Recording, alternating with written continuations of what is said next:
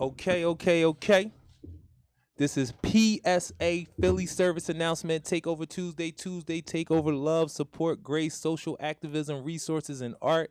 I am the assist, African Support and Inspiration, Success and Inspiration Together. You know, my co host, she coming up because y'all gonna get part two of the interview with me and my niece. And she's doing a school project talking about criminal justice reform. She knows my story, you know, she knows her father's story. So, you know, me doing the show and all that, she wanted me to definitely explain to her, like, from beginning to end, before incarceration, during incarceration, after incarceration, and what do that look like? What do that look like politically? What do that look like historically? What do that look like personally for me? So I'm real hype about doing that. And then shout out to Took for giving me the time to be able to express everything I needed to express to her. And then we wound up still not being done. So she's gonna come back and we're gonna get a little bit in, a little bit more of it in, maybe be able to finish up. Like I said, my co-host Nick Raw Cannon. I wasn't gonna say her name and all that because she was gonna come up here and do it herself. And you can't introduce nobody the way they can introduce themselves. Plus, I don't want to be fighting in the street with nobody for messing up their name and all that kind of stuff, and they saying I'm hating on them and all that good stuff. I would never do it. So I let people explain who they are, and we love to hear that anyway. Because like y'all know, identity is a very very big thing for me as an African man, and for all of our people. One of the reasons why we fall victim to a lot of the things we fall victim to, we face a lot of the things that we face because we do lack identity, and that's not necessarily our fault. Things have happened that has stripped our identity away from us. And I like to say all the time, because, you know, being Africans, descendants of the slave South, going from captives to being enslaved, look it up. You wasn't a slave when you was in bondage because you knew you were in bondage, and you were always, because of those bonds, whatever they was, chains, whips, whatever it was, it always made you want to get away. But once you try to be comfortable in the oppression, and they played with your mind and with words and with your identity, that's when we all became slaves, y'all. I just, you know, but you can look it up, you can read it, you can come up with your own thing.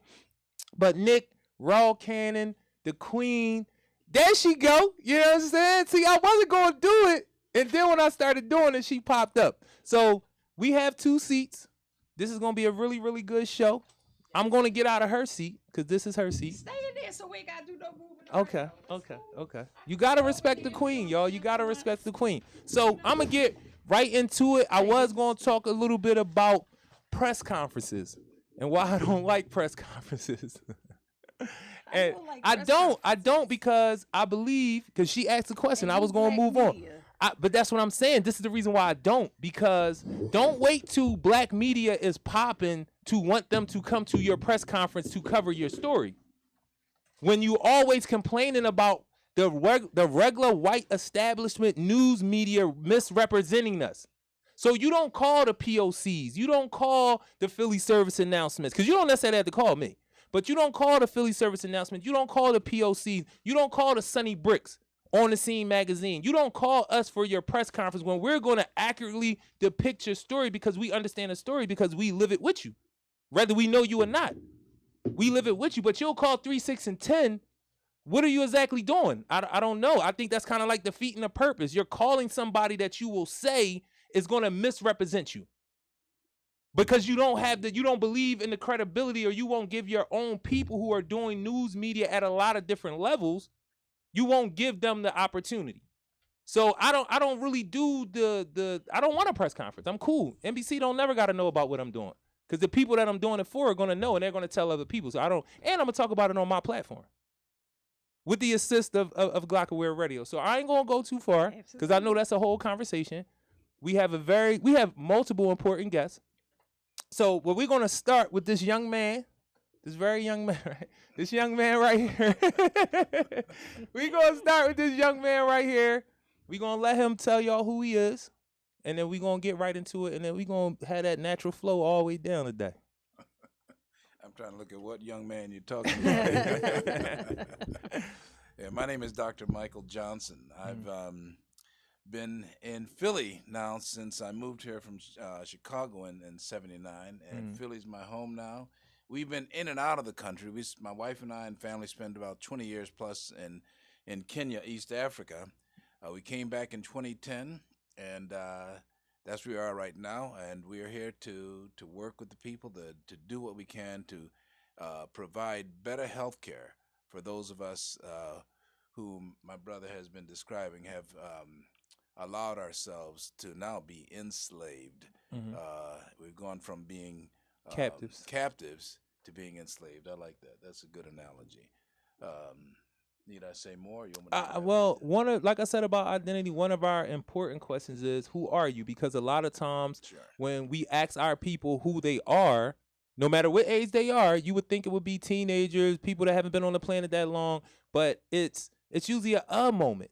But if I ask you, and I gotta stop saying this brother's name, I can ask you anybody. If I ask you who Michael Jordan is, you could tell me his whole life. If I ask you who Kobe Bryant, if I ask you who LeBron, if I ask you who Lizzo is, if I asked you who I don't know, any famous person that people tend to like, you can tell me everything about their lives.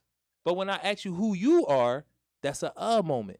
And that's one of the big problems for us as black folk. Well, let me That go shouldn't ahead be and a elaborate. moment. Let me go ahead and elaborate. I may not be sure all the people you named. To tell you the truth, but so I've been practicing as a physician. I trained in the University of Michigan. Moved here to Philadelphia to do my training in surgery at the Graduate Hospital. It's no longer there right now. My wife and I had a practice there in West Philadelphia before we felt moved of God to work in East Africa, Kenya, East Africa. As I said, we were there from 1990 to 2010. Where we did a lot of things there in East Africa. I worked obviously as a general surgeon there, but we also did some development projects there. We built some schools, built some clinics, did a lot of water development, built some community gardens. We worked with orphanages. We provided health care and food and education for over 1,200 orphans. We started residency programs for physicians and interns. We started IV production projects in the hospitals in which we served. So we did a lot of different things there while we were there in Kenya, East Africa. We came back with our 4 kids. All of our kids graduated there from Kenya in high school. They all came back here and made their ways back to schools here and higher education here.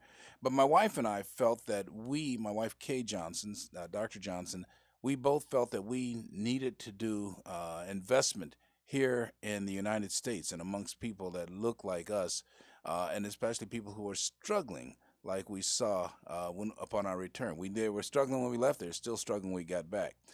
And so we began, and with some partners of ours, Dr. Pitts and his wife, we began a project called the Miriam Medical Clinics. And with Miriam Medical Clinics, we have been providing health care for those who are, at that time, before there was Obamacare, there was really no care.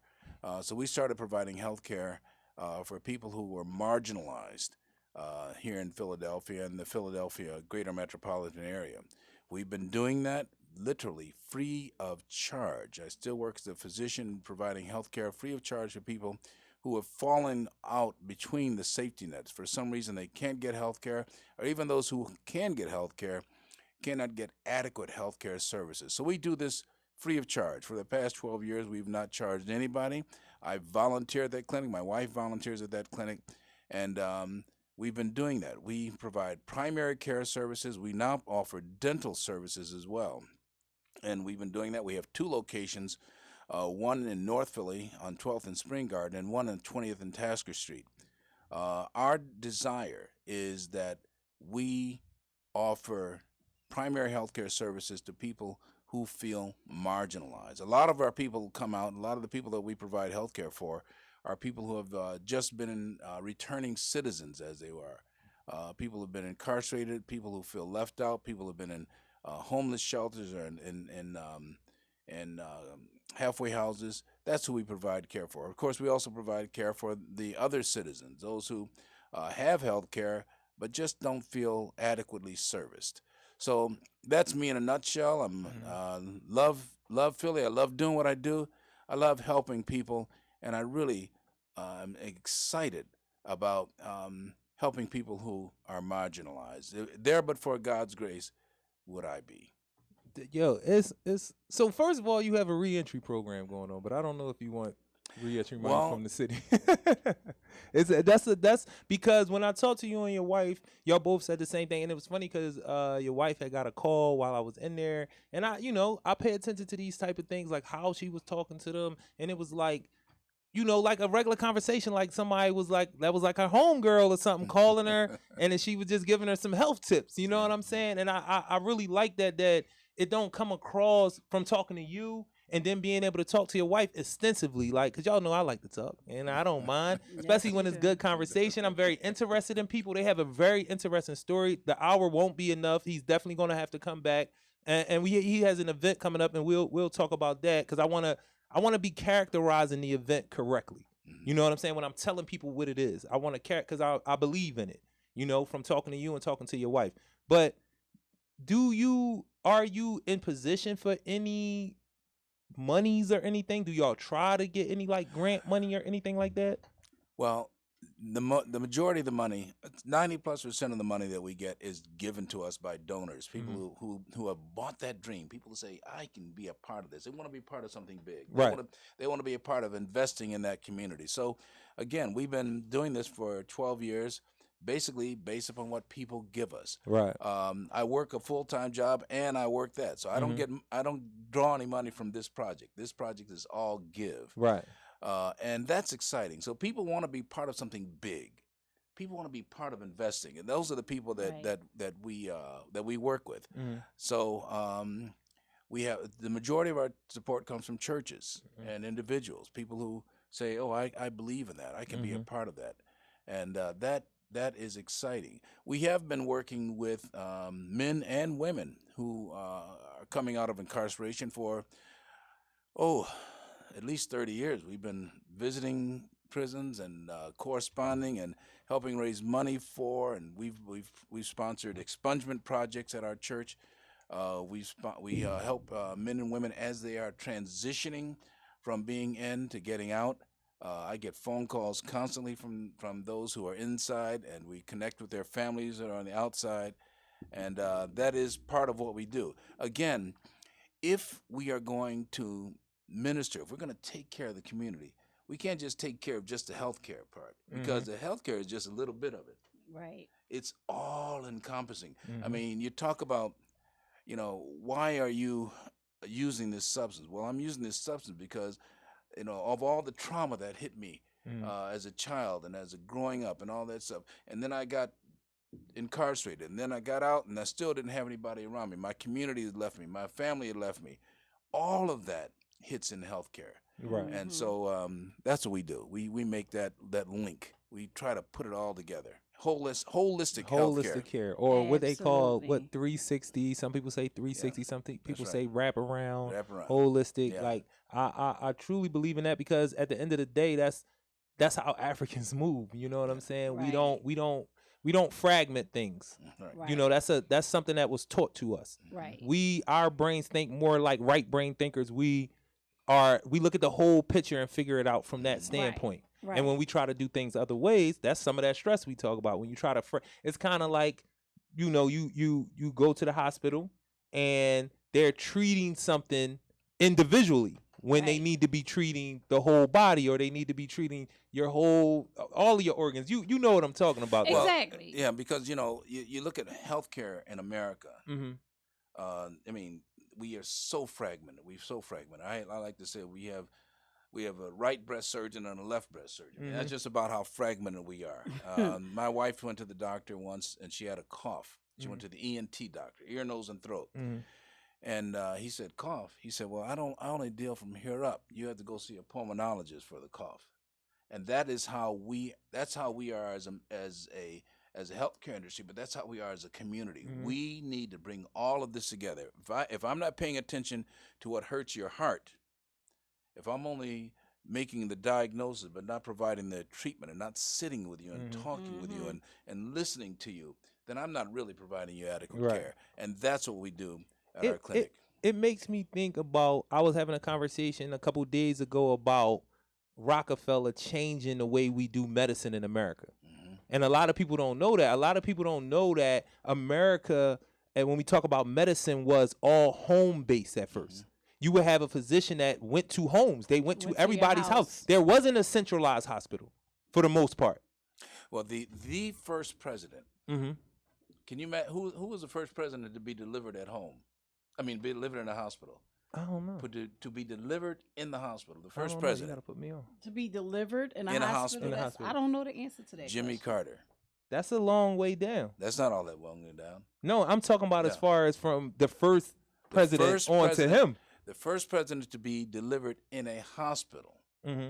was Jimmy Carter. All the rest of them are all delivered At home. Yeah. And so in our clinic, we still do home care delivery. We go to people's homes. Right. We provide health care Because I in the think you home. could do a lot more You from can do a what lot I more. read preventatively Oh, no if you're question in the about it. home first. If you're in the home, you not only see the challenges faced by why somebody's having asthma, Mm-hmm. but you see what's all around them. You see the dust in the house. You see Who smokes. you see who smokes. You see who smokes. You see why they smoke. Mm-hmm. There's one thing to identify somebody smoking, but you see Mhm. why they're smoking. Mhm. Why are they stressing out? Mm-hmm. And so it's important. We go in the home. We take care of people in the home. We do that. We do home. But visits. because I love to talk about capitalism and the ills of capitalism, and the hospital, like so many institutions, was turned into a money making factory. Of course.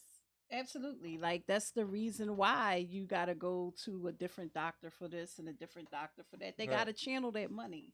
They got the physicians, they all got to get a piece. Mm-hmm. So, a doctor coming to your home and you working with, see, the idea of primary care Mm-hmm. is for, one doctor to kind of get an idea of everything that's going on with you. And like y'all both have identified, going into the home is one of the best places to start with healthcare. Mm-hmm. Because no matter what is going on inside of you, we can trace it back to your environment in your house, Mm-hmm. your environment in your community. Mm-hmm. So it definitely makes a lot of sense that you have championed this approach and doing care out of people's homes, because we talked a couple weeks ago about compartmentalizing. Mm-hmm. And when you're compartmentalizing, it's hard to get holistic care. Mm-hmm. And when you have all these different doctors, it's compartmentalizing at its best. Right. Right? You go to ear, nose, and throat. I didn't even know that the ear, nose, and throat person couldn't address a call. Right. Like I didn't even know that. Yeah, that's So crazy.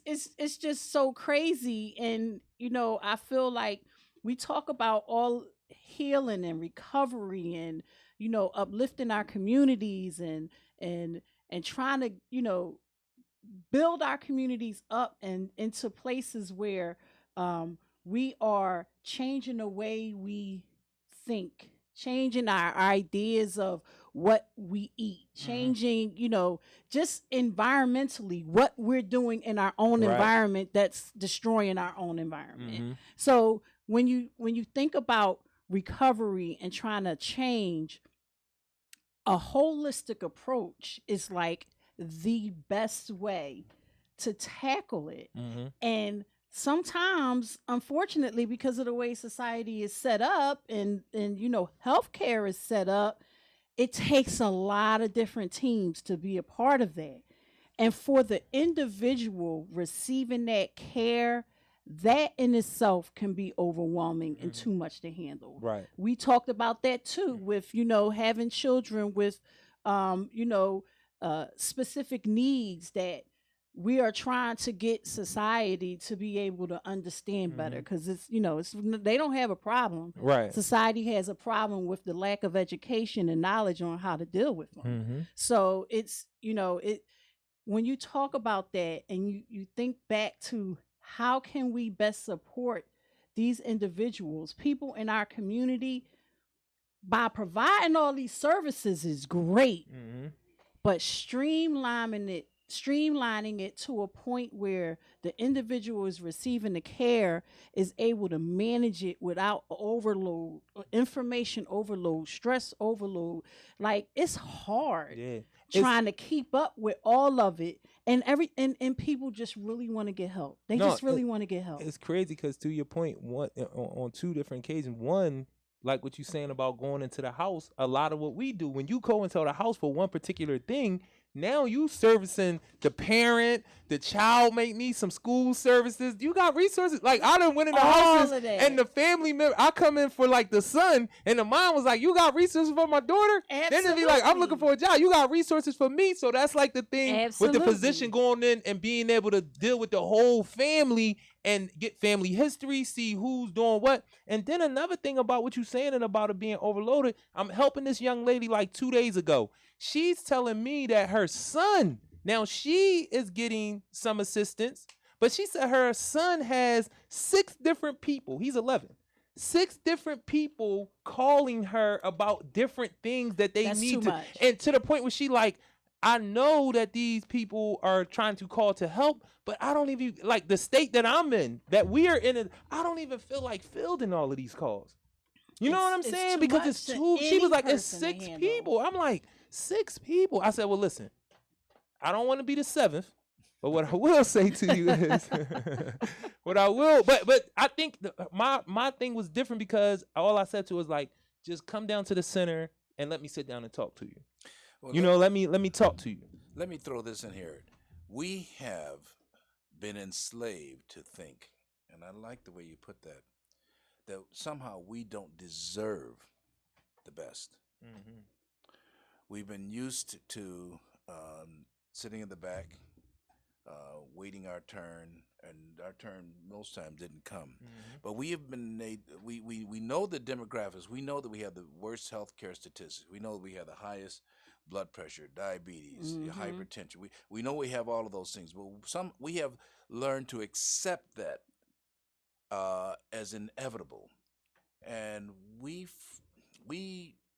forget, or we don't acknowledge, or that our Creator God didn't make us any less deserving than He created anyone else. Mm-hmm. We don't deserve less. We deserve equal to. And because we've become used to getting less, even providers, even black doctors like me, have been trained to deliver less. We've expected, so black doctors don't make house calls. Mm. There used to be the black doctor was in the neighborhood with the people. Mm-hmm. They all moved out. Mm-hmm. And we don't, as providers, as professionals, we only do fee for service. You don't find black doctors just saying, I think I'll do this, I'll invest in my community because they need it. We have even trained, I tell you, even as black doctors, we have accepted, well, they only can get me if they will pay. We've bought into this capitalistic thing that, and we don't recognize as black physicians. When I had admitting privileges to Albert Einstein and to Misericordia and to Presbyterian, I was admitting to hospitals as a surgeon. I was admitting people to hospitals that 20 years prior, I could not be admitted to myself. Right. I was going into hospitals, taking care of patients that 20 years prior to that, those hospitals would not let me have privileges to take care of people. And that's why the Mercy Douglas Hospital existed back then. And so what happened was the American Medical Association locked black doctors out. That's why there's a National Medical Association that was created. We've forgotten that history. Now that we have arrived, we feel, well, I'm arrived now. I'm a black doctor. I've arrived. I've made it my own. And we forget that we've left people behind. And so we have not invested in our community. Let me, because I, one of my biggest things is, you don't gotta pick up a gun per se. You don't gotta be on the pulpit. You don't gotta write the amazing critical race theory book. Not saying all of that stuff is important, because I'm one of those people. I'm with everything.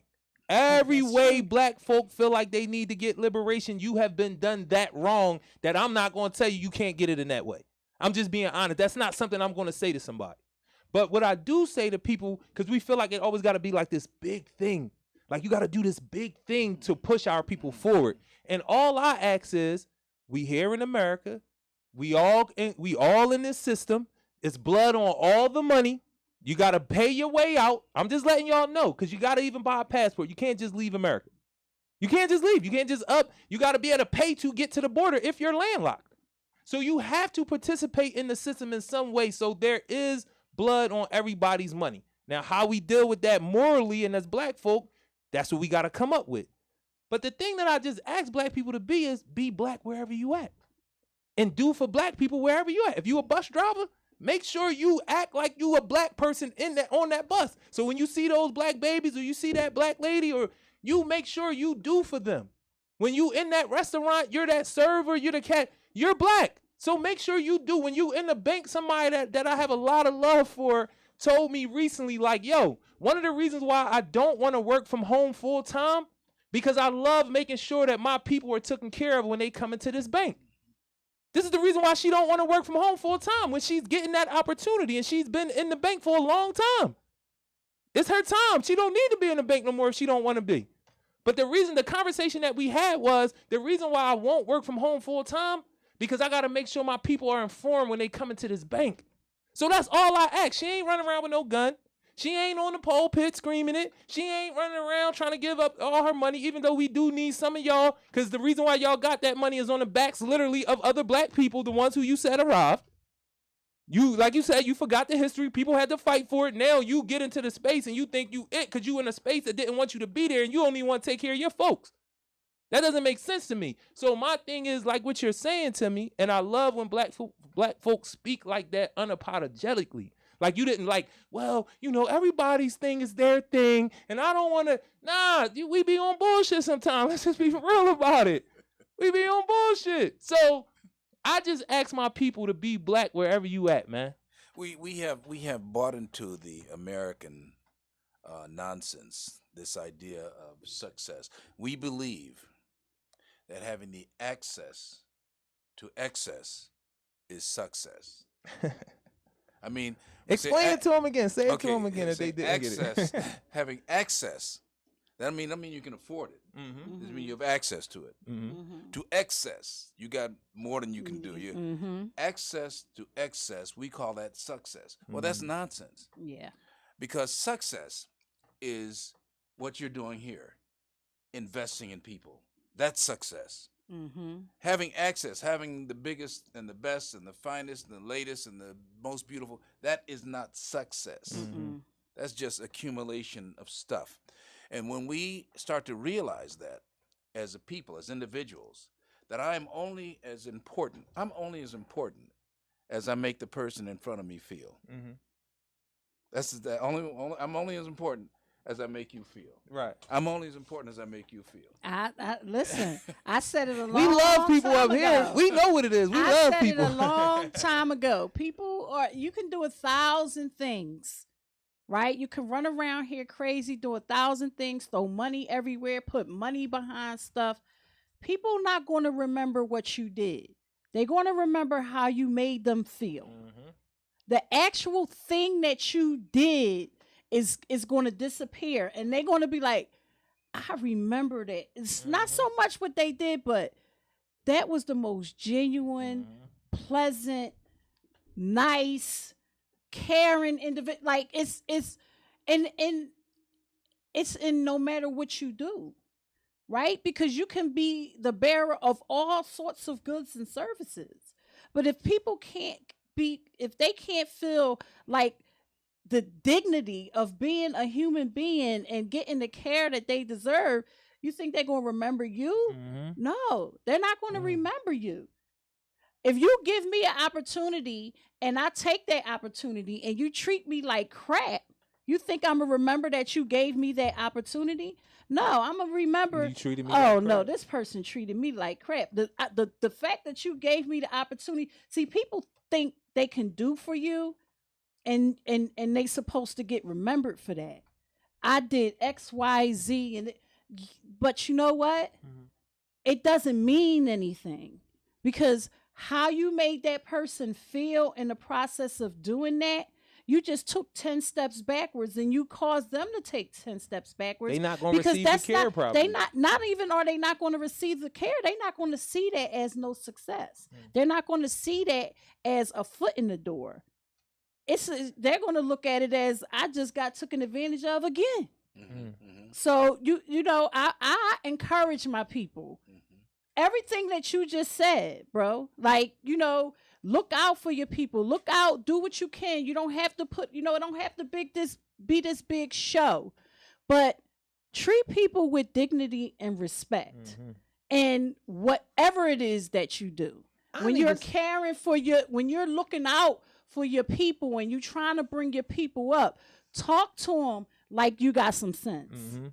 You know, acknowledge them, acknowledge their feelings, acknowledge what they're saying, hear them. Mhm.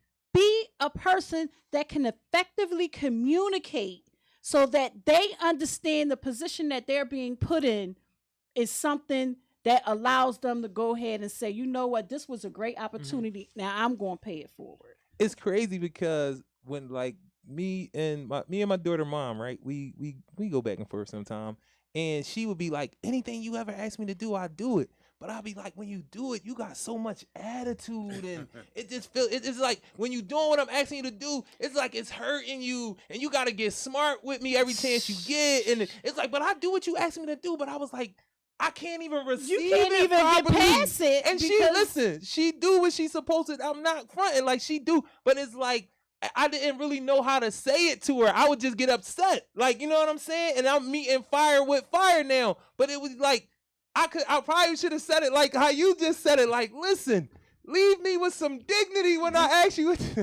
And my daughter mom be doing her one and two. She take amazing care of my daughter, man, and she do what I ask her to do. It just come with a lot. It just come with a lot. But shout out to Angelique, man, for real. It's real, you know, and it just goes back to, you know, where we've come from.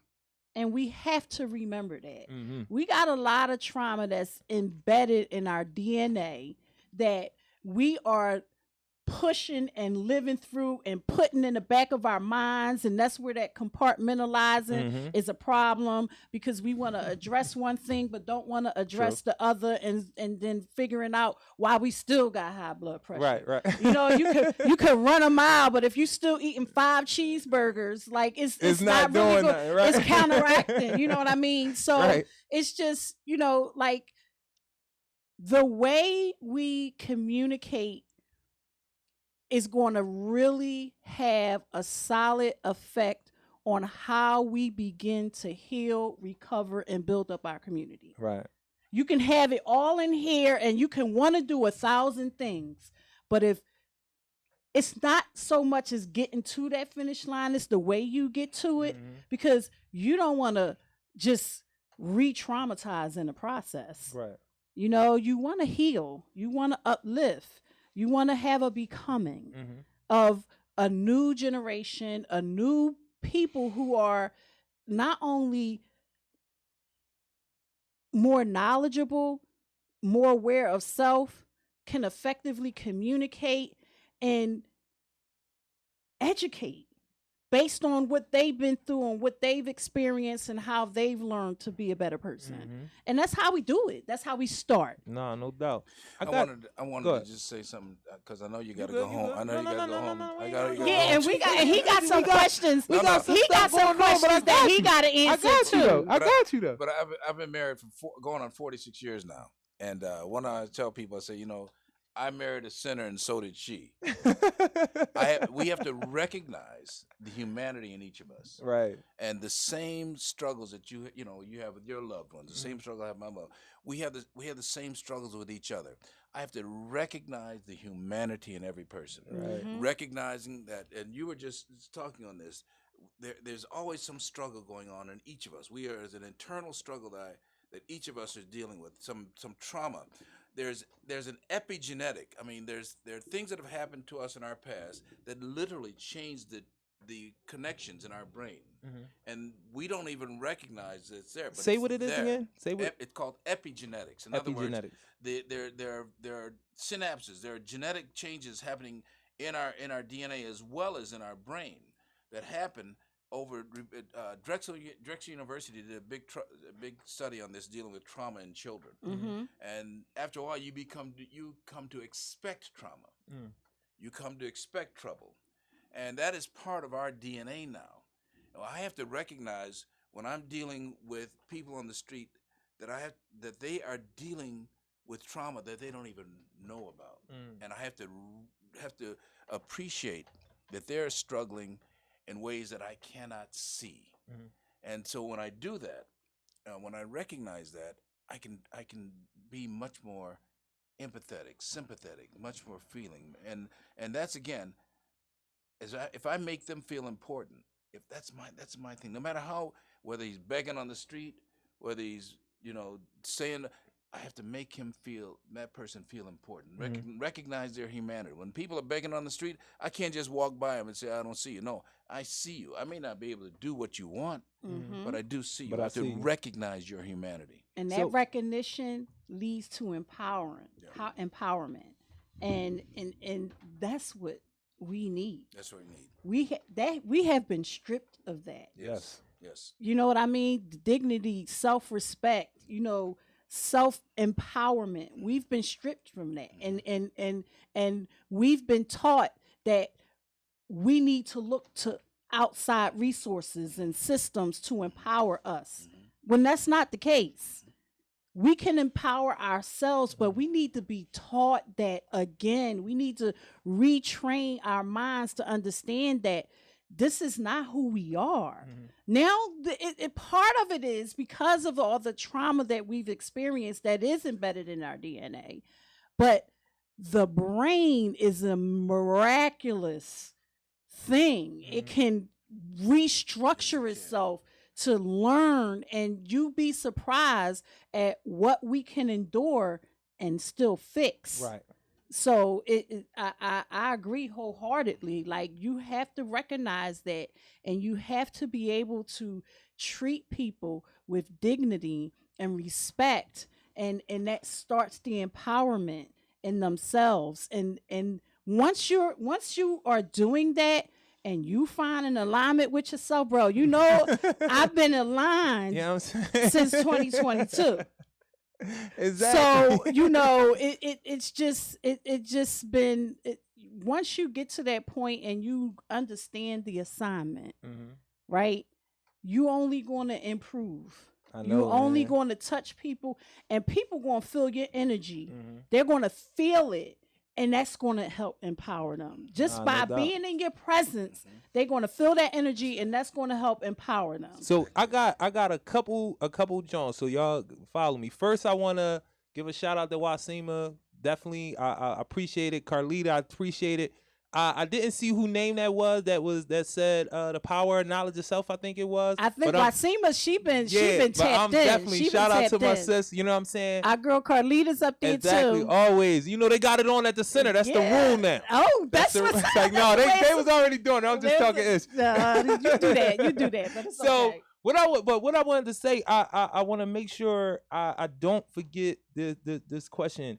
When you were speaking about the other doctors, other black doctors, you know what I'm saying? Like, what do those conversations look like? Because I'm sure you and your wife, does it feel like a class thing? Do it feel like some of our people are kind of like, you're intelligent, but you're out of your mind? Like, because that's how I feel sometimes when I'm not lying, when I'm talking to some very intelligent, skill set wise black people when it comes to knowledge of self. You know what I mean? It'd be like, how are you this smart and this dumb at the same time? Because you don't know the history and you're not moving in a way that's truly beneficial to you, to be honest. So one I want to know is, how do those conversations go, those confrontations, if they are confrontations? Like, how do they go? Because it's just like me being able, I like to wax poetic about being able to sit in these spaces with masters and PhDs and you know what I'm saying, doctors and all that. Like we all in because y'all make me feel smarter. Like I'm actually smart because you know she's a master. She has a master's degree in social work. I always got to get that out there to people. And you're a doctor. You know what I'm saying. So for me, that's like on the same level because I don't got none of that, and I'm up here talking to y'all, and I sound like I'm making some sense. You gonna always be able to have a conversation in the room, bro. Always. So I want to know what those conversations are like, and then I want you to get into what this is, because you answered our first question of who are you, and by telling us who you are, you told us what your resource is, which is usually our second question because this is a resource show. But this, I don't. Everybody could see it. I really want to know, like, what are those conversations? And the reason why those conversations are important to me because you have a collection of doctors on here, so I'm sure these conversations had come up, like what we doing, what we not doing, why we not doing it. You know what I'm saying? And we're going. So tell me about a little bit about those conversations if you had them, and then kind of lead into what this is, because I think that this goes a lot around those conversations. Well, what happens in these conversations is that you realize that you are speaking at least two different languages. You're speaking of the language of I've made it, and the language of I haven't made it because I haven't helped anybody else make it. Mm-hmm. Now, making it in the American terms is I have acquired, I have achieved. Mm-hmm. That's the American, that's the capitalism. So we have to realize, I go back to the word capital. Capital in America was basically the head count. And who do they count? Us. So that's the capitalist. So if you say you're a capitalist, no, you're not. We're consumers. But the American system was set up to count heads of Negroes, heads of cattle, heads of pigs. That's what capital. We think we are the capitalists. No, we're still heads. We're not capitalists. We are consumers. But we have become so we're talking two different languages. And when you talk to those who have acquired a lot, they believe that they have gone to the head of the thing, that they believe that they are capitalists. They're still consumers. And so when I have these conversations and trying to tell my colleagues and my friends that you really haven't achieved. You haven't achieved until you've reached back. But it really falls on deaf ears. It really does. It's very, very far and few between. And so, as I said, the past 12 years we've been doing Miriam Medical Clinics. It's hard to get people like us to do things that we do. Because tell me before you get into this, because I do want to ask that, because I want you to let people know that you looking for what type of volunteers and what medical professionals are you looking for to volunteer, to hire. And before you get into this, please give me a little bit of that. You know what I mean? So again, we do primary care. Which means I take care of people coming with all kind of illnesses. We can examine, diagnose, treat most things, and if we can't treat them, we know where to send them to get the treatment. That's what we do. That's primary care. We coordinate the care with the specialist, whether it's a cardiologist or a pulmonologist or a cancer doctor. We coordinate that care. That's what primary care doctors do. We've been doing that voluntarily for the past 12 years when we coordinate that. And what we really need more people that look like me to say, I can do this as well. We do this without charge. Right. Because the thing about this, and it's not a big deal, I have a full-time job, and I do this about 14, 15 hours a week. So you can do both. You just got to recognize that I need to spend some time with the people that don't have. Right. It's hard to get us to do that. It's very, very hard. So over the past 12 plus years, I've had about three black doctors that have come and gone. I've got one that's sticking with us right now, but they don't want to do that. Right. Because they feel they've arrived. Right. I mean, I'm sorry. I think I'm gonna get my. No, you're car- not. Well, no, you're not. it's- Now, we talk about it on this show. Like this, really. And guess what? We talk about it on this show. And guess what? The ones who have arrived are here doing things like this. So what is this flyer here for? So this flyer here, are again Miriam Medical Clinics. We've been doing this for, as I said, the past 12 years. We've been providing primary health care. And this conference in particular is called The Color of pain, the color of pain. And in this conference, we're going to deal with the healthcare disparities with regard to pain management. You know, black people were used as experiments. We were supposed to have thicker skin, nappier hair. We were supposed to have higher pain tolerance, and so they would literally operate on black people without anesthesia. Black women, right here in Philadelphia, a lot of experiments were done on black women without anesthesia, hysterectomies, sterilizations. They would measure black men's skin because when they hit them with the whip, they wanted to make sure that you bleed as much as if a white man bleed. They literally these were not scientific; these were medical experiments. They weren't scientific at all. And so the idea that black men and people of color in general were more tolerant to pain, it's not that they were more tolerant to pain, they didn't have anything else they could do. They couldn't run. They couldn't, if they fought, they were shot and killed and hanged. So the color of pain is a symposium dedicated to looking not just at the historicity of pain, not just where we came from, but how pain is dealt with right here, right now in America. And this is a conference here at Philadelphia. It's going to be this May the 20th, right here at Zion Baptist Church.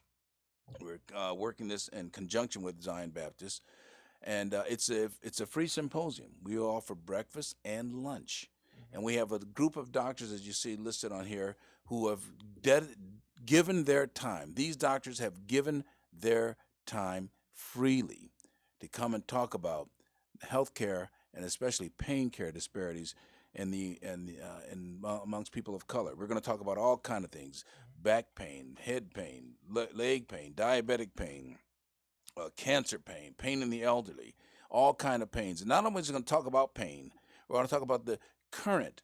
These the people that are on this flyer are current people who do research in pain. These are professors in pain. These are researchers in pain, and they're all people of color. They're preeminent in their fields, and they've all decided that they would come to Philadelphia, work with Miriam Medical Clinics and Zion Baptist Church to talk about these issues. And part of that will be a discussion. So as the conference goes on, you get your breakfast, you get your lunch, the conference will be presented. We will have a discussion so people can stand up and raise their hands and say, I went to such and such a place and I went there, I didn't get this kind of care. We'll be able to answer those questions and provide them the resource. Where do I go for my pain management? Because not all pain requires medication. There are a lot of things that are happening right now: neurostimulators, neuromodulators, things that are non-medicinal, but things that can deal with pain. Diabetic foot pain, all these pain syndromes that can be dealt with. And so people are going to learn about that. They just got to show up. This is gratis. You just show up. And these professors, these people that you see on this flyer, they will answer your questions, and they will show you where the resources right here in Philadelphia, where you can get that. So the thing is, first again, shout out to all my Cornerstone family. We definitely been passing this out on Broad Street the last 2 weeks since I first met Dr. Johnson. I have to shout out this young lady right here, Dr. Benita Tillman. Yeah, she was on the show. Yes, and she's the one that connected. She's the one that connected me and him. But just so happened that my aunt knew him already. Wow. So it was one of those things where they knew each other. I think from church or something like that. I didn't get too far into it. Me and her still got to talk. You know what I'm saying, about how she know this guy. It's like, nah, I'm just playing. But But when she told me, that made me feel so dope. It's like, all right, so Benita was on the show. And then she knew Michelle, who was on the show that her and Kayla, that she does she came off of Autism Acceptance Month, but she had been on the show before, and when she came, but she knows Benita too.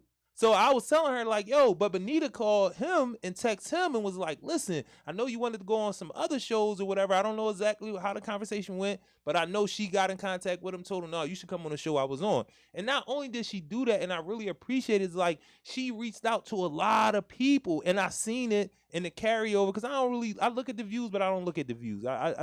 We do this because it pays off. She know it, I know it, it comes around. So the views went that week she was on, it was crazy, and I knew she reached out to a lot of people. And then the next week, the views was crazy again because it was Autism Awareness. We did have a really good show, but I believe every show was a good show Right. because it's information. But then my aunt calls me and said, now I had already seen the email from Benita about you and connecting us through email. But then my aunt calls me and she was like, you know Dr. Johnson? And I'm like, nah, I don't know him. But I had looked at the email, but I didn't put the two together. So she was like, well, he was telling me something about going on somebody else's show. It fell through. And then Benita, she didn't know that's who she was talking about, was telling him about coming on your show. So then when I talked to him, he was like, yeah, I would really like to be on a show like Philly service announcement or PSA. I don't know how he said it. He might have messed it up and said public service announcement, to be honest. He might have messed it up and said public service announcement, but people do that, and it's a play off of public service announcement on purpose. But my aunt was like, you know what? I could get you on that show. So she called me. Shout out to my Aunt Vanjie. I love you, baby. I know I don't come down and see you as much as I'm supposed to, but you know a lot of what I'm doing is because of you on some real, you know what I mean? And I love you very much. And she's going to be on the show too because she's a Philadelphia almanac, yo. For real. She know this city as it pertains to black folk. You know what I'm saying? And I need to have her on here to just like, let it out. We can just talk about anything, and she been in those lanes. She been in the hospital. She been on the political. She worked at the African American Museum. Like, she know this city exactly how it pertains to black folks, and it's very important that we know that. But it was just dope for me because I was like, that's crazy. My aunt calling me about somebody wanting to be on the show. Like, somebody got with her, and she was like, thank you, baby, for making me feel important. You know what I'm saying? But the real thing is you are very important, and people need to, you're another one of those queens in this city who is very important, that knows so much because you've been taking care of us in this city, even though we believe the city is just on fire. You know, that's what they're going to tell you. But it's still a lot of love. There's a lot of connections here, and there's a lot of our black women who have held those connections together, you know what I'm saying, for what we have. So I love you, baby. I know you watching, so you know I got to give you the shout out. Exactly. You know what I'm saying? It's so crazy how it comes full circle like that. Yes. And it gets back to my brother over here and his aunt and his story. And, because my daughter here, that's... We got a segue. Yes. We got a segue. Always, I'm a find the segue. I already had it on deck. I'm a find the segue. So a couple weeks ago, we had my daughter on the show who was doing a project in school, and I'm gonna let her explain it because she can better explain it. We always say, you introduce yourself and explain it to them, and then you can kind of lead into. You did get a couple questions answered. I don't know how many because we did long-winded over here. But you did get got a few. I got upstate. We got to exactly. Once I got upstate. So introduce yourself, identify what the project is you was working on, and start with the most important thing that you feel like you need to learn from today with your questions. I'm not sure. But hold up, there's no microphone. See, you could turn that one around to he can get that mic out.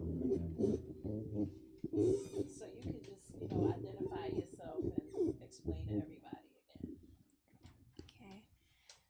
My name is Tasia, and I'm a high school student at Mary and Mercy. And right now in our social justice leadership class, it's a religion course. We're learning about the critical concerns of mercy because my school is a mercy school. So we were each given a topic, and my topic is racism. And we have to assess our topic using Catholic views and also personal views and views from other people using the see, judge, act method. So first you see and learn more about your topic, and then you judge it. So you really analyze it, you write about it, speaking against it, you learn how can you work against it, how can you educate people in our class and in our school about your topic. And then for the act process, you go out and you actually do something to work towards your goal about what you learned about. So my topic is racism, and my more specific focus in racism is criminal justice reform. So last time we did really a lot about before prison and also the beginning stages of prison. So now I have more questions about the time actually in prison. Okay. So it's based on like she said, racism. And one of the funniest things that you learn if you didn't, so they say Graterford, when you look at it from a topical view, it looks like a slave ship the way that it's made, and that's not by accident. And Graterford was probably like the second prison made, in PA. I think I could be wrong, but it was one of the original 7 or 8 that they say. So the other part about that's the connection to it is racism plays a part in the fact that the only way slavery is still law is because of the 13th Amendment if you're duly convicted of a crime. So I actually, even though I believe that like I told the brother earlier, we were enslaved when we were freed. You know what I'm saying? Because we believed in the system, but or we tried to be comfortable in our own oppression or whatever you want to call it, but it's still the same thing. So on one end, the prison is structured like a prison. And this actual prison of Graterford, which I spent about 4 years in, looks like the way that it's situated, the cells and how they on top of each other twofold, like a prison. Then I was actually re-enslaved by law because the law said slavery is still law if you're duly committed of a crime.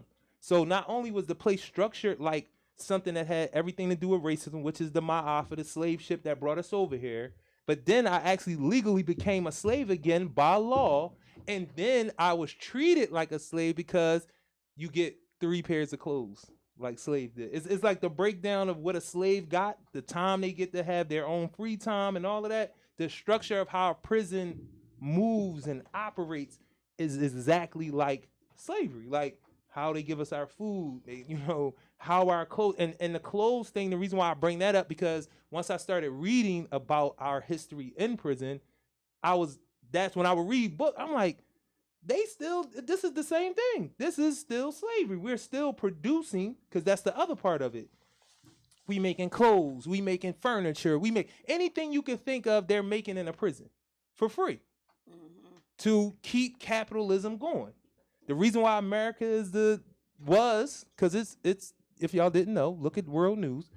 The reason why America was able to have empire for so long is because of free labor, free capital, as he said. And then the prison system was enacted for that reason, because after slavery, that's when we got the slave codes. That's when we got convict lease systems where they would make up laws.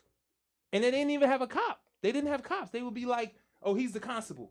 Those guys standing around, they're vagrants. Where y'all IDs at? Nobody got jobs. We just came out of slavery. Y'all not giving us no jobs. You're out here, no ID, no job. We gonna send you to the mine to work. Your family wouldn't even know. Then they would get letters years later about you dying in a mine somewhere. And that was the convict lease system. And then after that, then they start making the cops and the penitentiaries and all that to make it look more structured. It's like a deception going on. So from that angle, that's the first thing I realized and I seen, and when I started reading, is like, okay, I really just went back into slavery. You know what I'm saying? Like, my folks have no control over anything. I have no control over anything. You can literally do pretty much whatever you want to me in here. And I've seen it. I've seen men be put in a hole for years. Family don't know. Nobody knows.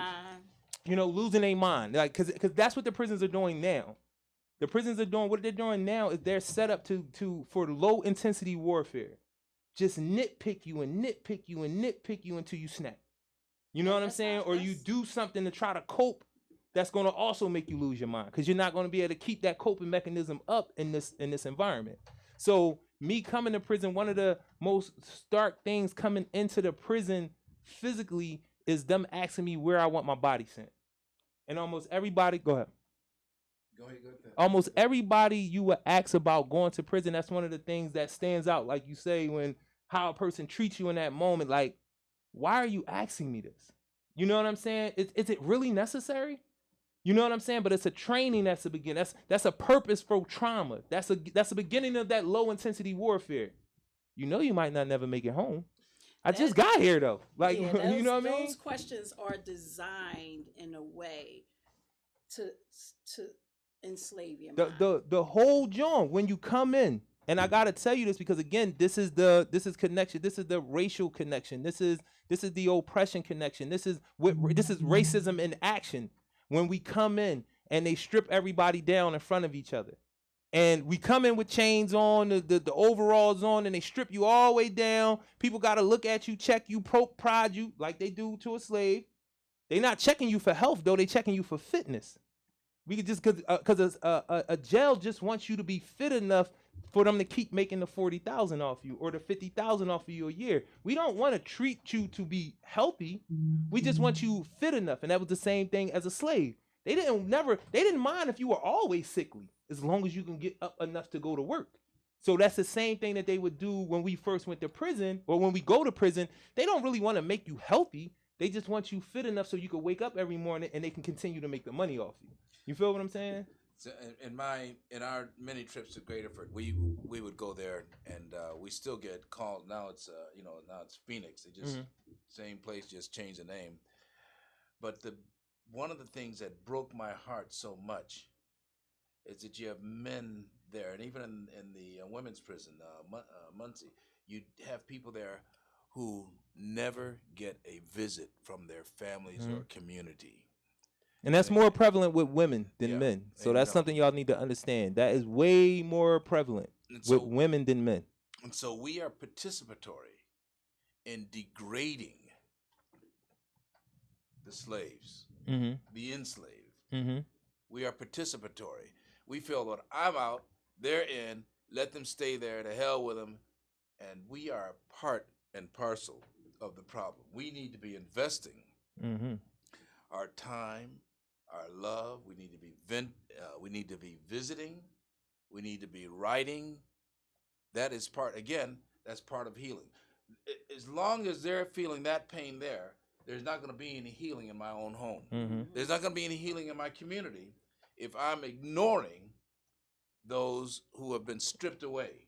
Right. I'm part of the problem. And that's and it's funny because that's a good segue into like what I felt in prison. So my thing was, I tell people all the time, and I said it before, like I was somebody that was supposed to make it, from whatever that means. In my family, in my neighborhood and all that, I was supposed to make it. So when I got to prison, it was a little different for me in that I was trying to figure out how I got there.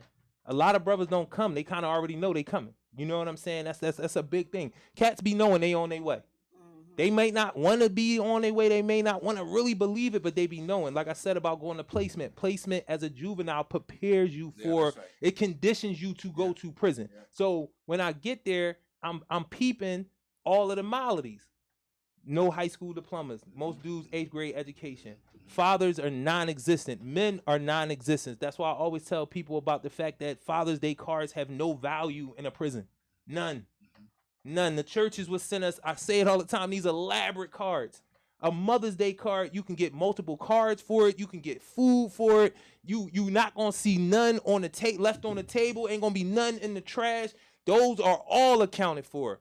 Father's Day cards, all in the trash, all over the table. Cat come to you with it. You laugh like, here, bro, here go a soup. You keep the card. On some real. That's a real thing. So the thing that I was trying to figure out once I got there, how did I get there? So since my situation was unique and I was an honor student, I did go to college, I did have jobs, all things that my brothers normally didn't do. Most dudes never had a job, never had a bank account. And these are things that I learned in real time. And then I read about them and it was like, this is really a thing. Father's non-existent. My dad died when I was 12. He wasn't really a part of my life. My older brother, he was around, but he had his own issues going on with fathering and men in our family and not. So he didn't necessarily know, as much as I knew my brother loved me, he didn't really necessarily know how to lead me. He didn't know how to guide me. He didn't necessarily know how to be a role model because he didn't get that. You know what I'm saying? So I'd never be like, my brother was a nut ass nigga. He didn't. Nah, because I understood. You know what I'm saying? But the thing that I started seeing because I was asking those questions was why, and it's a pattern. And then when I read about prison, school to prison pipeline, it was a real thing for me because I seen it in real time. Because just so happened, by the grace of the Creator, the universe, I came with a little bit of information, a little bit more information than my brother that made me want to know why instead of feeling like, oh, this is where I was coming anyway. You know what I'm saying? So that was a big thing for me of finding out, how did you get here? How did it happen? And it played out in my, like, again, a lot of our brothers wasn't healthy coming in. Young men, not healthy.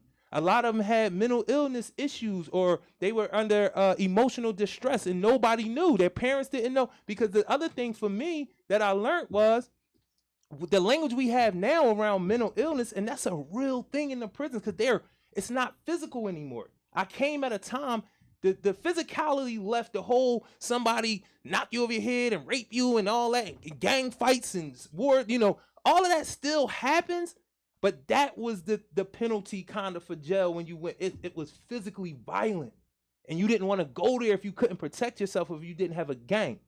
Now it messes with this. They eliminated the violence, not all the way, but now everything is a mind game. They trying to make everybody go crazy, and it's like coming into prison, we were still saying he had a nervous breakdown.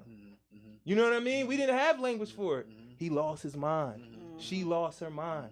We wasn't saying mental illness, emotional distress. We wasn't talking about cognitive thinking. PTSD. Those things exist.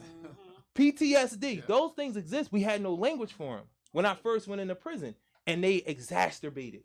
You know what I'm saying? They push it. They want you to be off, because if you off, then we can get to do what we want to you. I learned that as well. If I keep nitpicking you and it's one day you gonna snap out, and we gonna get to be able to put a skirt on you, take all your clothes off, have you in the what they call a POC or whatever, where the light is on all day and you don't got nothing in there, which you further driving you insane. You know what I'm saying? But these is things that I seen them, and I was reading about them at the same time, and I'm like, this is a real thing.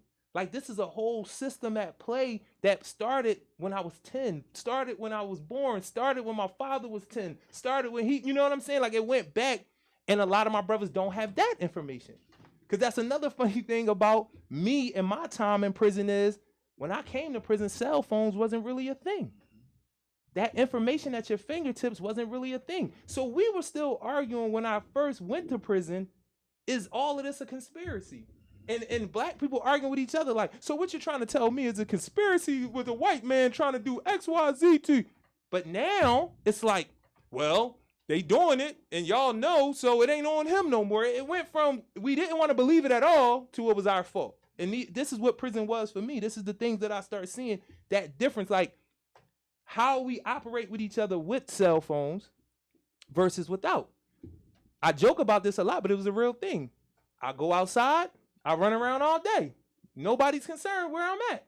It's not this immediate need for people to know where I'm at. And if I don't answer the phone, they having a nervous breakdown and, it's an anxiety attack and all that, because we wasn't connected like that then. So you let your kids run. You let whoever you in a relationship be wherever they be until y'all get back together. When a person call the house and they say, so-and-so not here, I'll call him back later. Can you imagine getting that? That's not...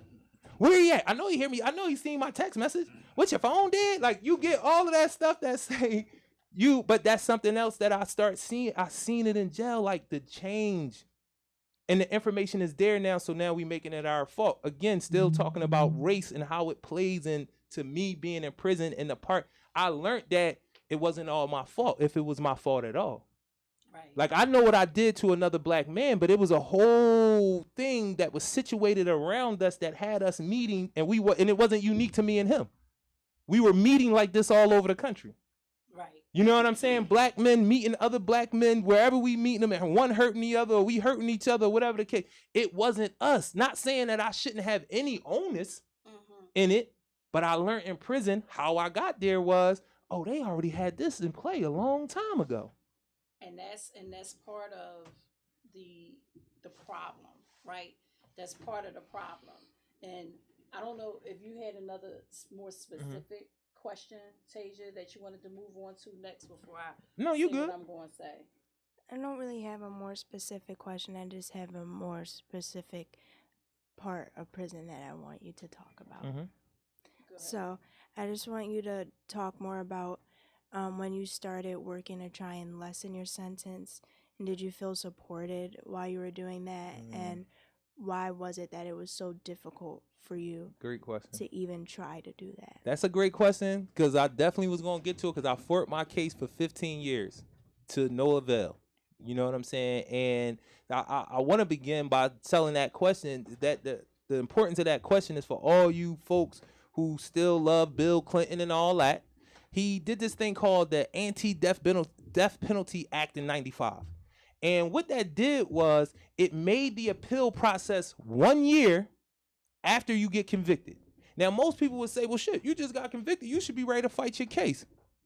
First of all, I don't have the money. That's number one. That's not the biggest thing, but that's number one. I don't have money to pay for appeal lawyers because I didn't have money to pay for a lawyer.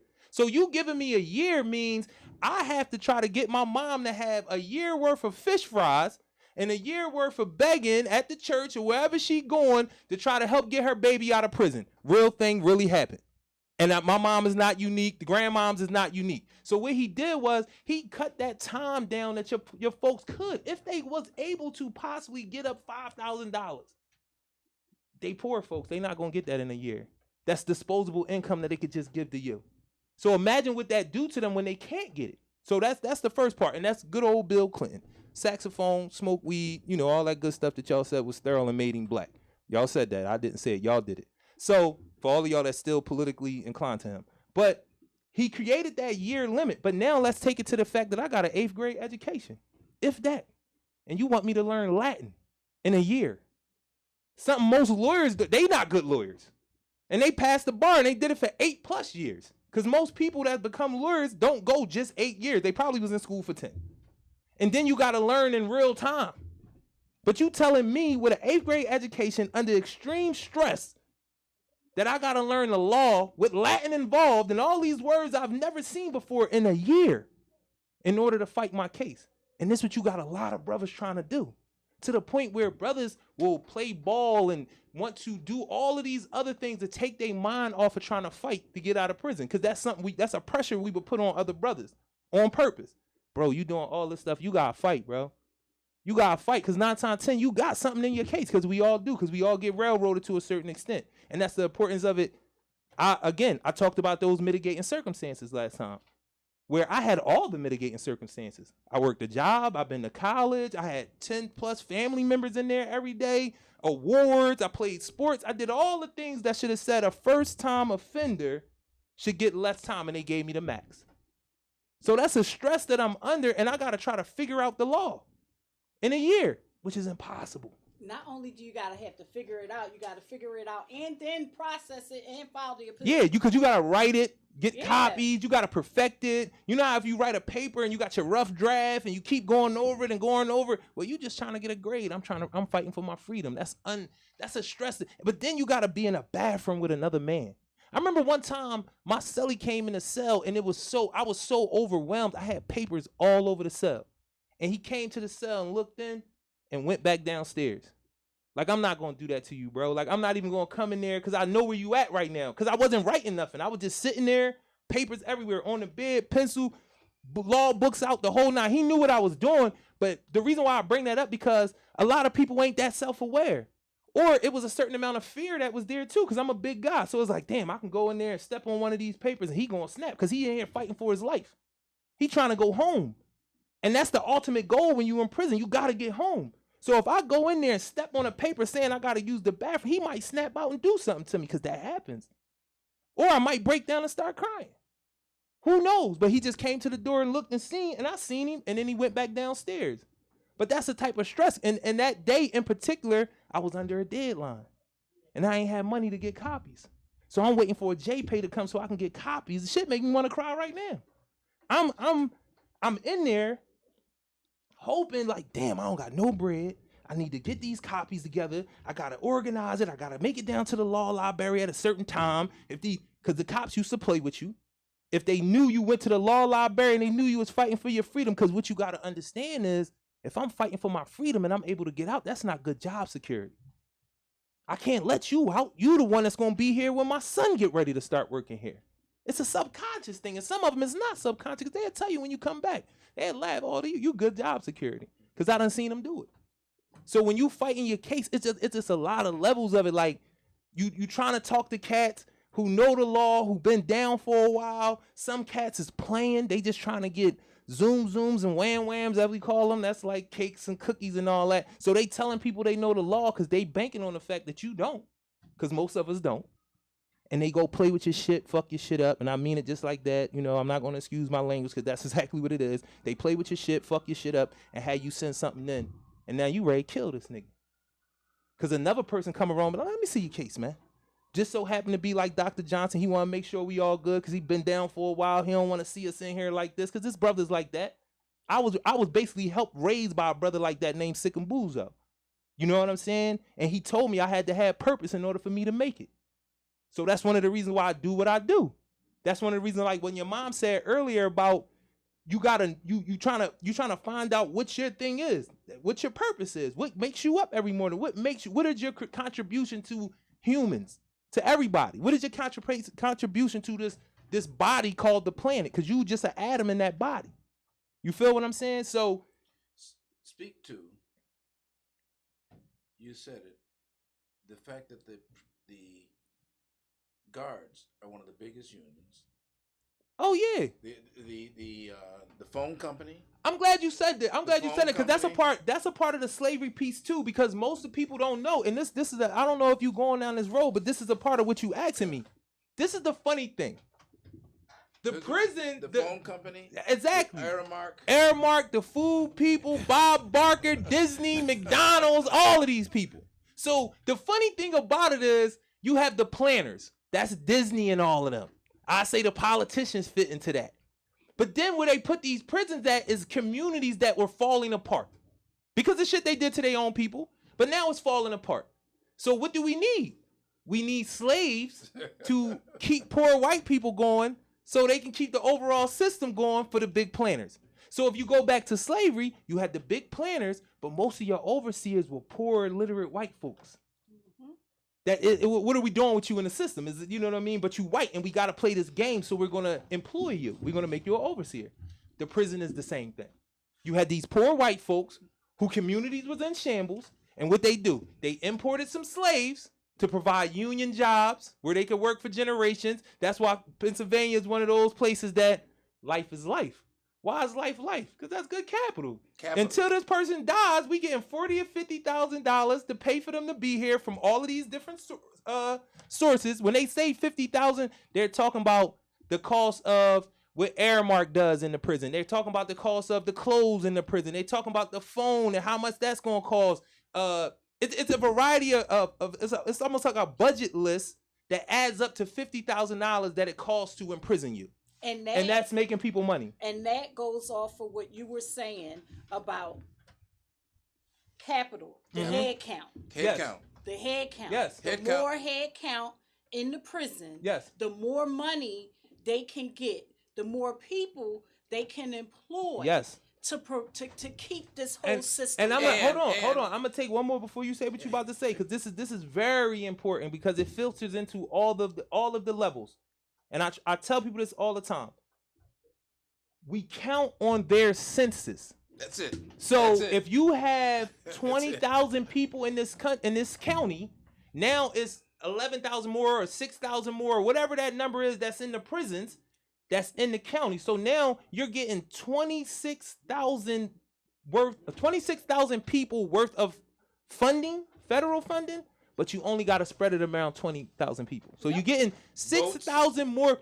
And this is the freaky joint right here. This is the freaky joint right here. That y'all really don't gotta. When we add these people, to the census, now we can get more representation. So where we had one politician fighting for our county in Harrisburg, now that we have these additional people into our county, now we can redistrict. We can get two politicians. So now we have two people fighting for more resources into our community. So we already gonna get them because of the numbers.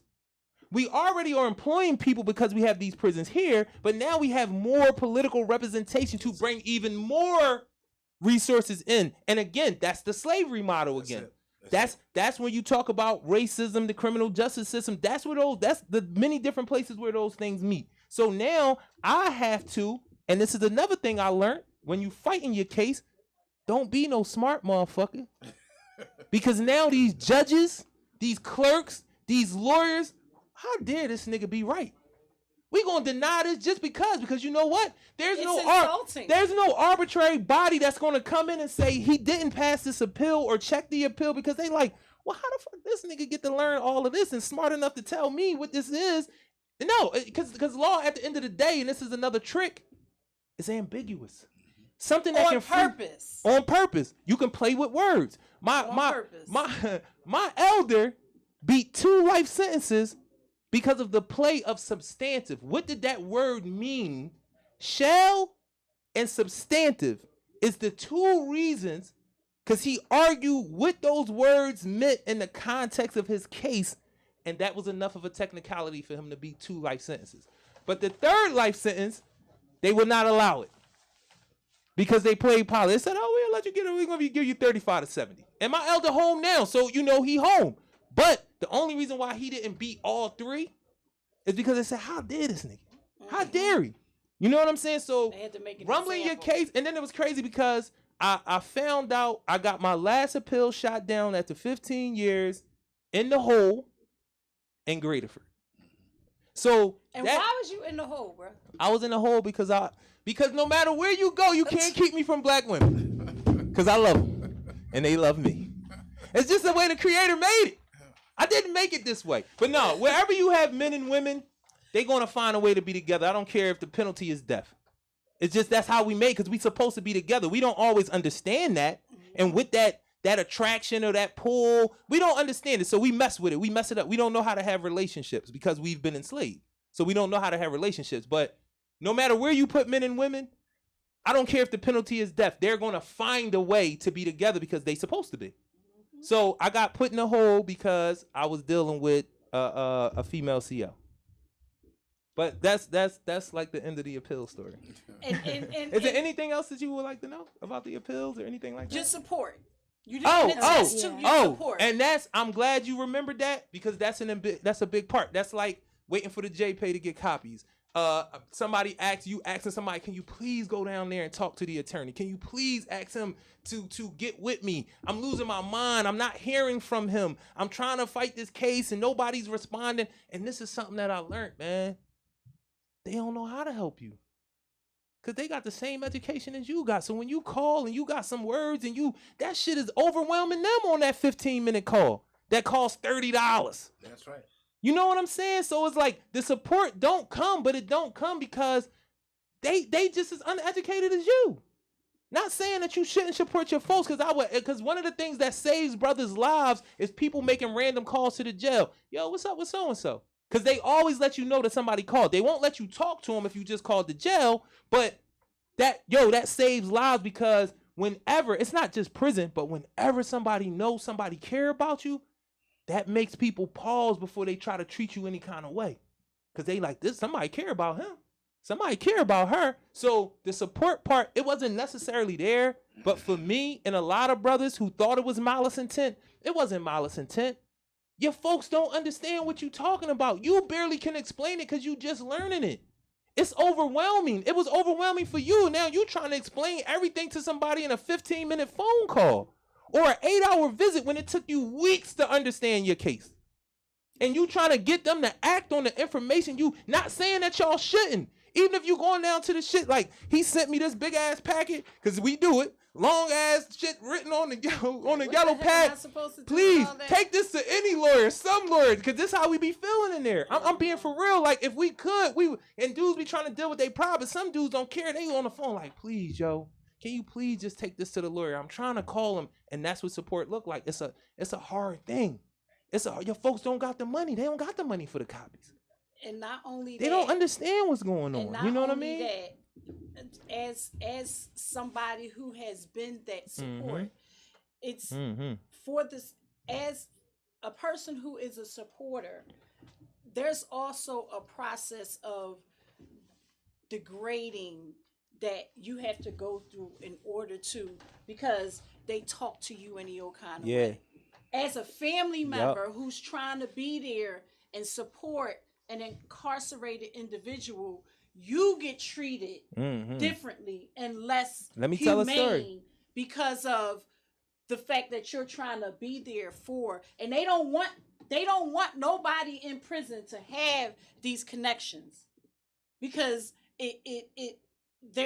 they're more powerful when they don't. So they degrade the people that you have on the outside, the support that you have on the outside. They talk to you crazy. They put you in situations where, and they can just cut your visit. Yeah. They can cut you off if you get some kind of way. What the guard says goes. Yep.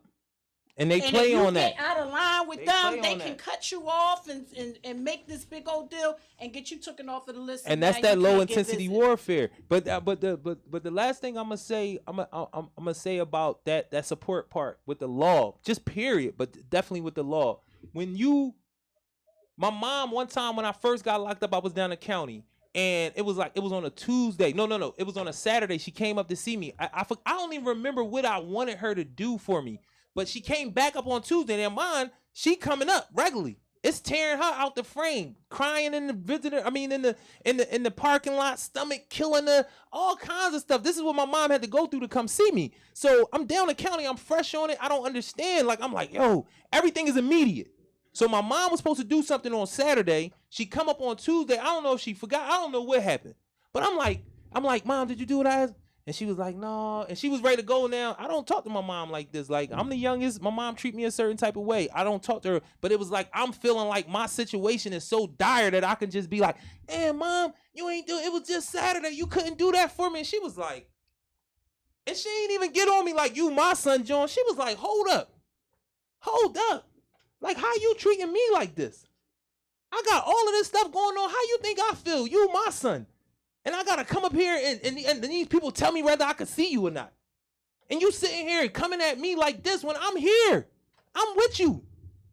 How you going to treat me? And yo, never again. I never wrote nobody a fuck you letter. No, serious, because dudes do that because, and I'm not even saying that they 100% wrong because they be under pressure. Like, I'm living in a bathroom with a man that I don't know. I got to listen to him fart, snore, talk about dumb shit, watch dumb shit, play with the guards at the gate, get up all times of the night, gotta pee 1,000 times, gotta shit when we can't get out the cell. Like, this is what I'm living with. I'm living in I can't even live in a bathroom with my own brother. But I'm in here with a strange man that got all his own shit going on. And then I'm trying to get my folks to do certain things for me, and it's like, you going through it, and it's a snapping point. Now, some dudes, I'm gonna be real, and the language is what it is. Some dudes just be bitch ass niggas. Stop it. Stop it, yo. Stop it. As a dude who did that amount of time, stop it. You know what it was before you left. You probably left it like that. Now you want something different now that you're going. Don't do that. But it's you get to the point where you be snapping on your folks. And it's not really justified. It's not justified. But but that's where it takes you to, because you like, I'm under pressure. It can also make you feel entitled in a weird way. Yeah. That's not true neither. Like, how can you feel entitled? Like, how?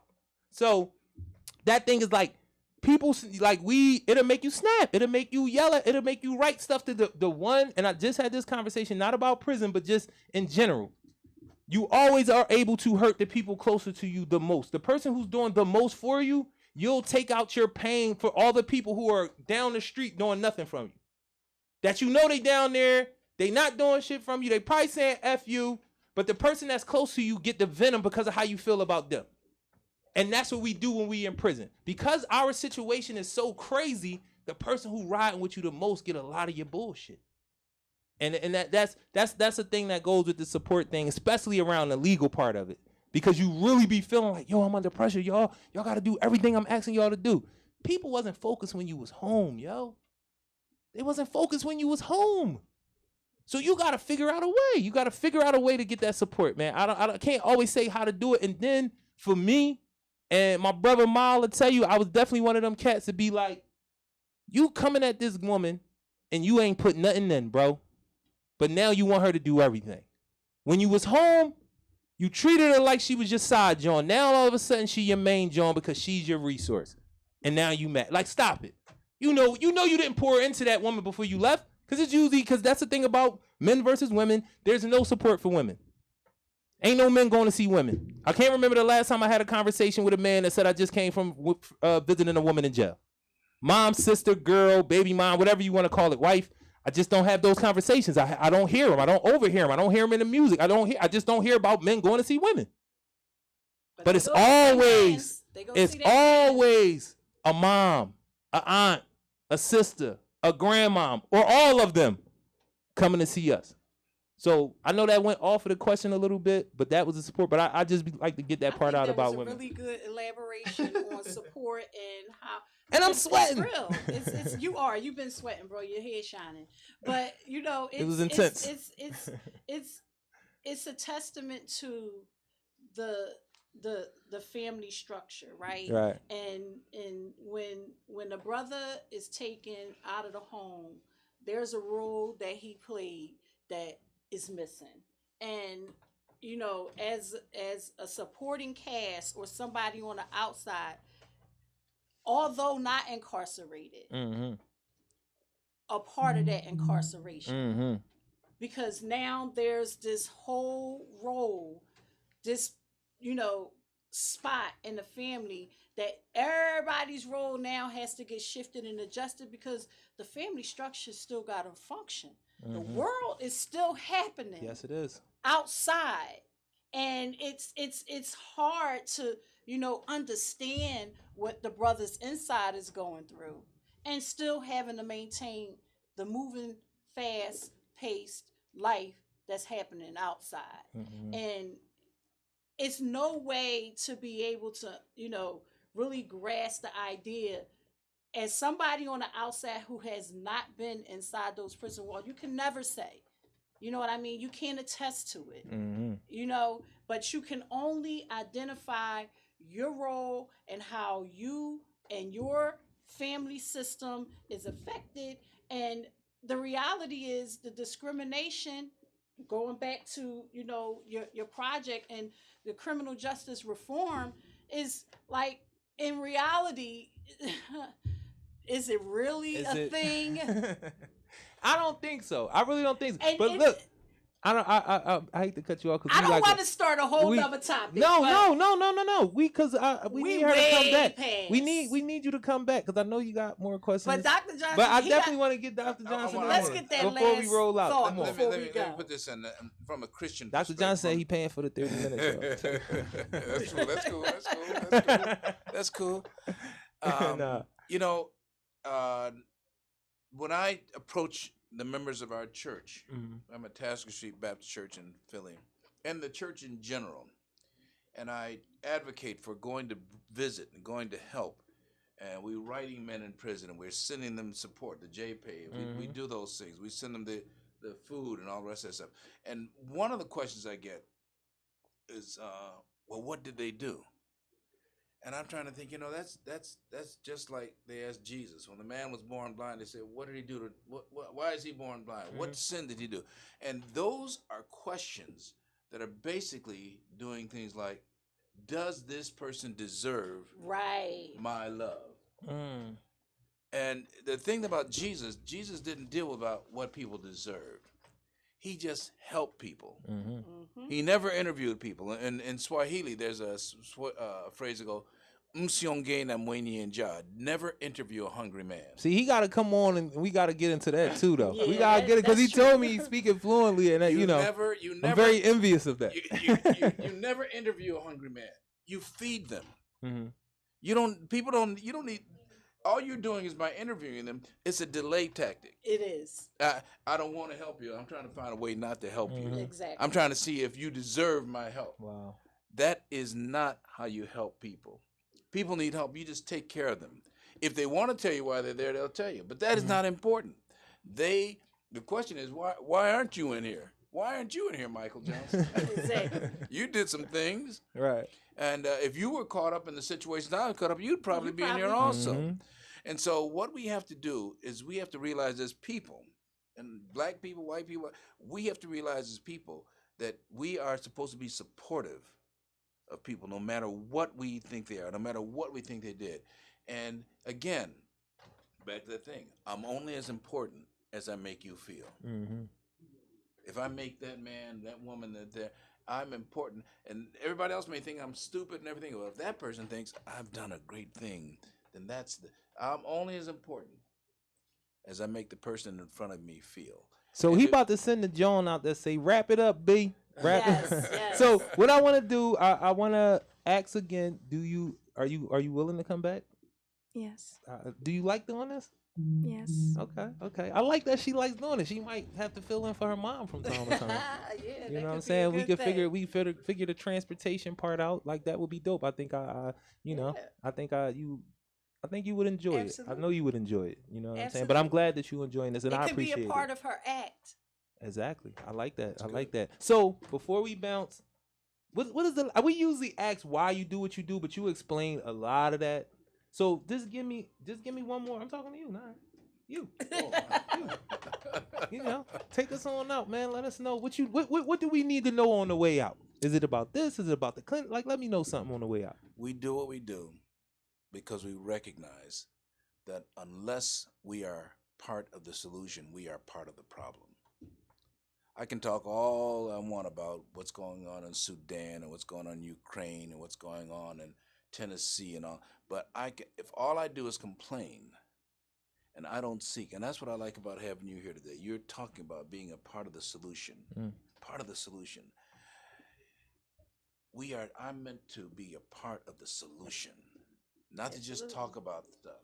Absolutely. And I can't feel that I'm rising above. So we do what we do because people matter. Yes. And people matter to God. We are created we are the highest level of creation.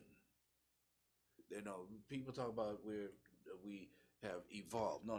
We were created. We're the highest level of creation. And if I'm going to say that I love God, I have to love you. I may not agree with you.